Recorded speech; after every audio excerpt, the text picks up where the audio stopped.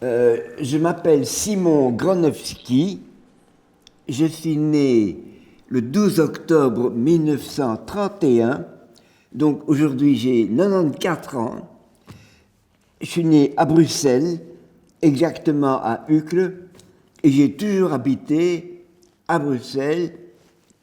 Mes enfants, je me suis marié après la guerre, et actuellement j'ai 2 filles, 4 petits-fils.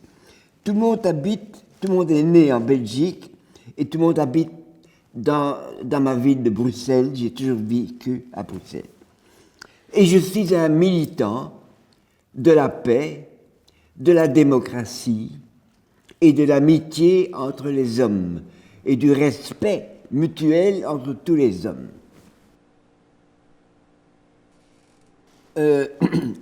J'ai été victime de l'antisémitisme, moi. Je crois donc, ce que je dois dire aux jeunes, c'est de bien connaître la Shoah, bien connaître la barbarie du passé, pour défendre notre démocratie d'aujourd'hui. Et pour cela, je lutte, moi, contre l'extrême droite. Parce que l'extrême droite, c'est le chemin du nazisme, du fascisme, du racisme, de l'antisémitisme dont j'ai été victime. L'extrême droite est l'école de la haine. Comment lutter contre l'extrême droite? Uniquement d'abord par le devoir de mémoire. La mémoire, il faut expliquer aux jeunes les crimes qui ont été commis par les nazis, par Hitler, notamment contre les juifs, mais pas seulement contre les juifs, parce que les juifs n'ont pas le monopole de la douleur, parce que Hitler a tué également les handicapés, les homosexuels, les témoins de Jéhovah, les francs-maçons, les hommes politiques, les socialistes, les prisonniers soviétiques. Il a tué plein de gens. Donc, il faut, premièrement, informer les jeunes des crimes qui ont été commis. Et deuxièmement, quand il y a les élections, il ne faut pas voter pour l'extrême droite. Avant la guerre, mon père est né en Pologne, dans un petit village. Il aimait la Pologne, c'était sa patrie. Mais après la Première Guerre mondiale, 14-18, il y a eu beaucoup de problèmes dans les pays de l'Est.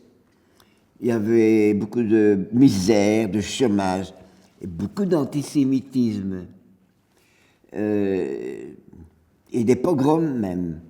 Alors mon père s'est enfui. Il a quitté la Pologne.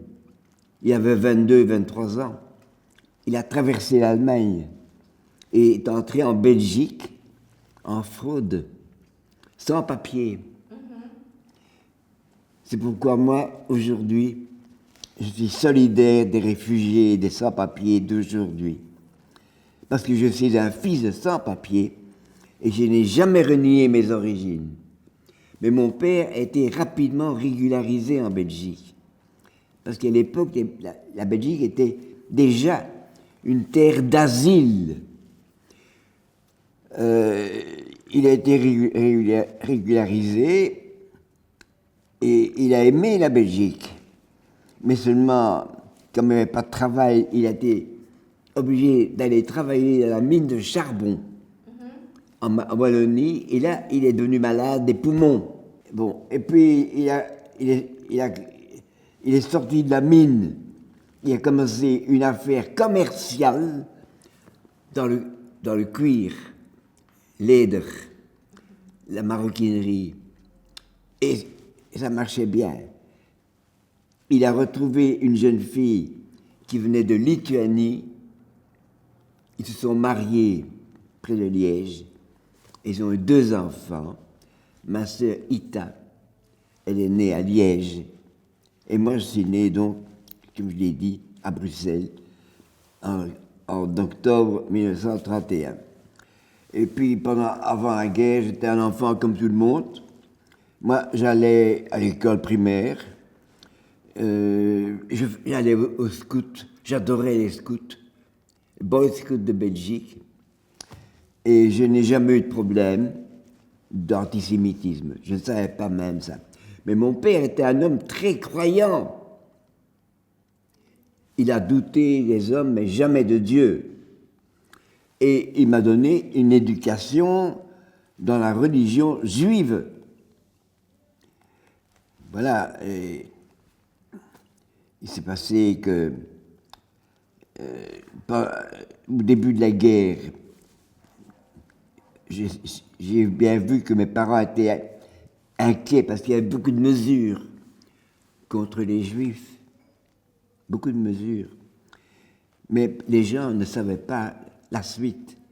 Personne ne pouvait imaginer que la suite, c'était la mort.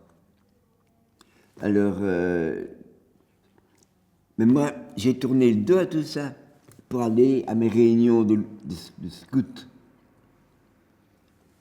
Puis un beau jour, j'ai dû même porter une étoile jaune, une nouvelle ordonnance. Je ne pouvais plus aller à l'école. Ils ont venu, mes parents avaient un petit magasin, parce que mon père a même su s'acheter sa maison à Bruxelles, Etterbeek, et avec un magasin au rez-de-chaussée, où ils vendaient des articles de maroquinerie, des valises, des sacs de dames, des porte-monnaies, etc. Et alors, les nazis sont venus, ils ont tout pris. La marchandise, les livres comptables, ils ont tout pris. Moi, je voyais tout ça, je voyais bien que mes parents étaient inquiets. Mais mes parents ne pouvaient pas imaginer la suite. Mais c'était le 10 mai 40, parce qu'entre-temps, Hitler est arrivé au pouvoir en Allemagne. Il était devenu comme Dieu le Père sur terre. Il faisait des discours qui enflammaient la population, qui trompaient la population. Et il a pris des pays, l'Autriche, la Tchécoslovaquie, la Pologne, le Danemark, la Norvège. Et le 10 mai 40, il attaque la Belgique, la Hollande, le Luxembourg et la France. Et moi, ce jour-là, je me souviens, il faisait beau, c'était le mois de mai, j'entendais des avions et des bruits de bombardement. C'était le début de la guerre. Voilà. Et je m'en souviens.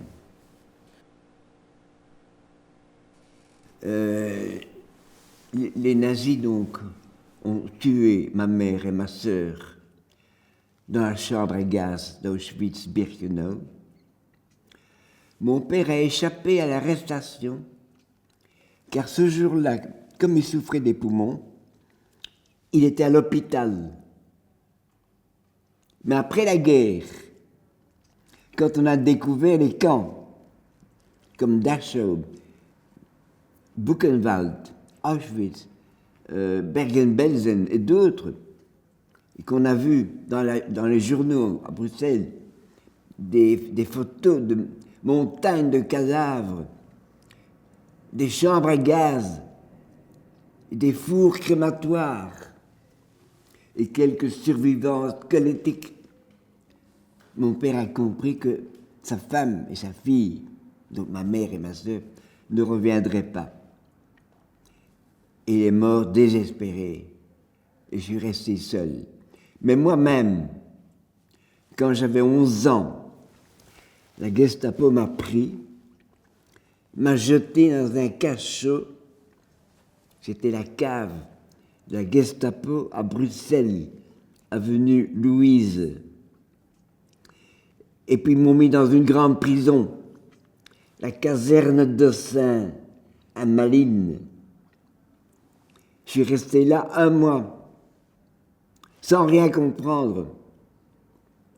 Au bout d'1 mois, les nazis m'ont mis dans un train, un wagon à bestiaux, avec ma mère et 50 autres personnes autour de moi. Un wagon, il n'y a pas de siège pour s'asseoir, un peu de paille par terre, pas de lumière artificielle. La lumière n'arrivait que par 2 petites ouvertures, même en plein jour. C'était sombre. Et la porte coulissante s'est fermée dans un grand bruit métallique. J'étais enfermé dans un wagon à bestiaux du 20e convoi, le 19 avril 1943. Et ce convoi déportait 1600 personnes, 1600 juifs, hommes, femmes, enfants, vers une destination alors inconnue. Personne n'avait jamais entendu le mot Auschwitz. Et je ne savais pas que j'avais été condamné à mort et que ce train allait me conduire sur le lieu de mon exécution.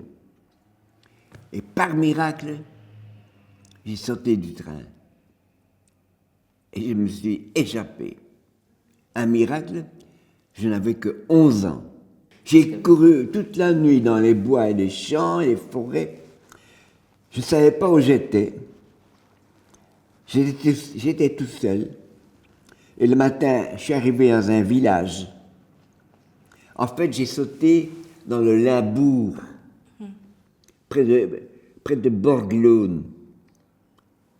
C'est dans le Limbourg belge. Là, j'ai sauté. Je suis arrivé dans un petit village. Et là, j'ai sonné à une maison. Et la dame m'a ouvert et elle m'a envoyé à la police parce que je lui avais dit, Madame, j'ai joué près d'ici avec des enfants, je me suis perdu. Je retournais chez mon père à Bruxelles. Je lui ai dit ça.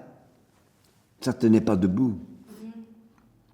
Et c'est elle qui a demandé à son voisin de me conduire en vélo quelque part et m'a conduit donc à la police à Borglone. Et quand j'ai vu le monsieur, un gendarme belge en uniforme avec son revolver, je me suis dit, j'ai eu peur. Je me disais, celui-là, il va me ramener à la Gestapo.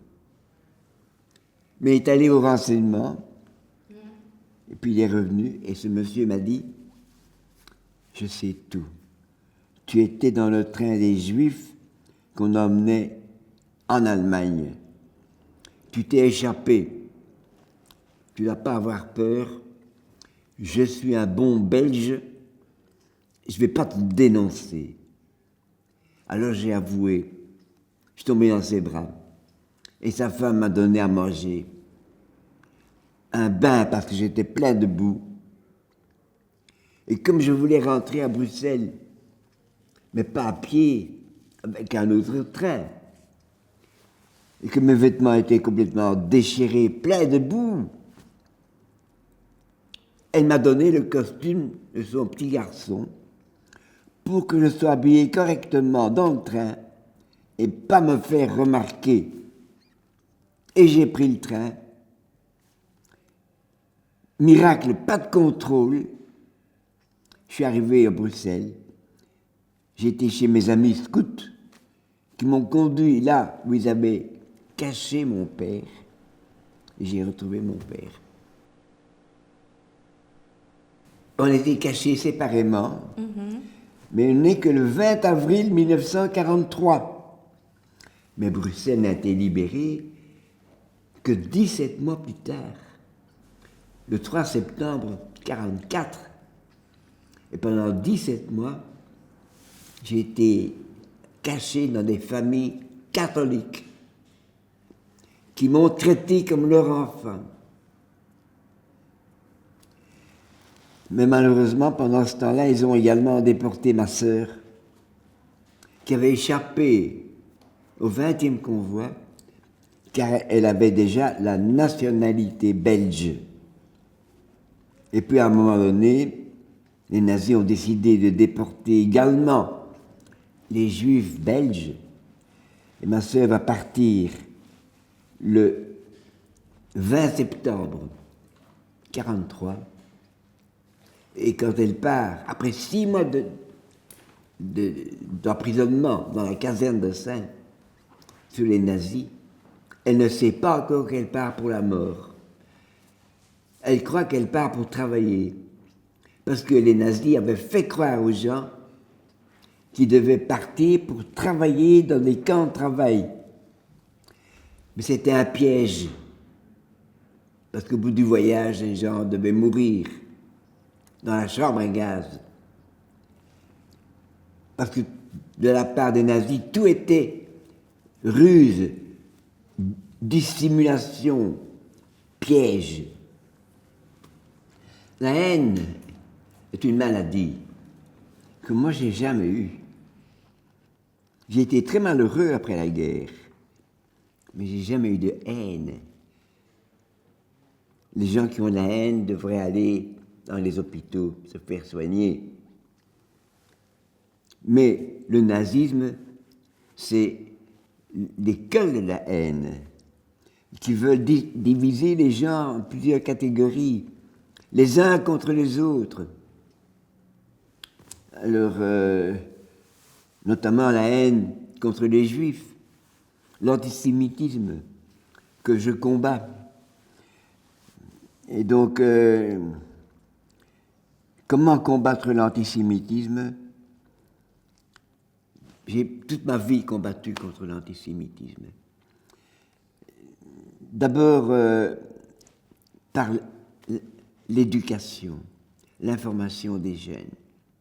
Leur expliquer que le judaïsme est une religion comme une autre et qu'elle a sa morale comme une autre.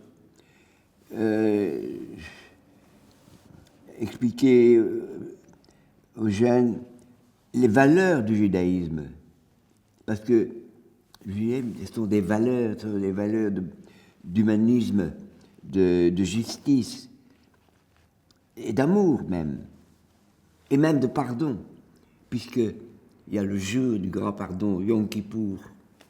Il faut expliquer aux jeunes les valeurs du judaïsme. Ensuite, il faudrait... Je suis actuellement, moi, constamment invité par des écoles en Belgique. Et j'ai été là depuis... Je dois dire d'abord qu'après la guerre, je me suis retrouvé tout seul. Ma mère, ma sœur, morte à Auschwitz. Mon père meurt désespéré. Moi, j'ai échappé par miracle. Je suis tout seul.